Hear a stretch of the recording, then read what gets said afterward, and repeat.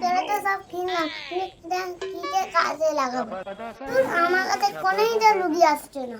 কারোর উপর ডাক্তারি ফালাই, কারোর উপর ডাক্তারি ফালাই। আইডিয়া, ঠাকুমার কাছে যাই, দেখি ঠাকুমার শরীরে কি প্রবলেম। জগৎপতি কুপিকন্তলা রাকান্তি ওই তো ঠাকুমা পুজো করতে যাই, ঠাকুমার কাছে যাই। ও ঠাকুমা, ঠাকুমা, হ্যাঁ কি হয়েছে বল? শরীরে কি প্রবলেম হচ্ছে বলো। এই কেন রে, আবার তুই কিছু মদনা পাচ্ছিস না আমাকে নিয়ে?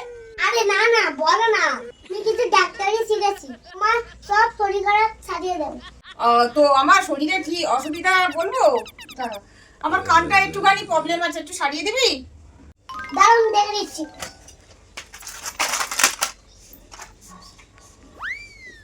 দাঁড়াও, তোমার কানে অনেক নোংরা জমেছে, দাঁড়াও আমি এটা আসছি।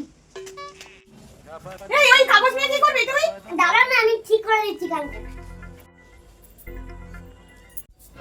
দাঁড়াও, আসছি। তুই কি করবি? তুই কি আমার কানে আঙুল লাগাবি? হ্যাঁ, এই লাইটার দিয়ে এই কাগজটা ধরাই, তোমার কানে সব আলোচনা পুড়িয়ে ছাই হয়ে যাবে। কেউ জানো না, রাস্তায় নোংরা পড়ে থাকে, আগুন ধরিয়ে দিই, সেগুলো পুড়িয়ে ছাই হয়ে যায়, জায়গাটা পরিষ্কার হয়ে যায়।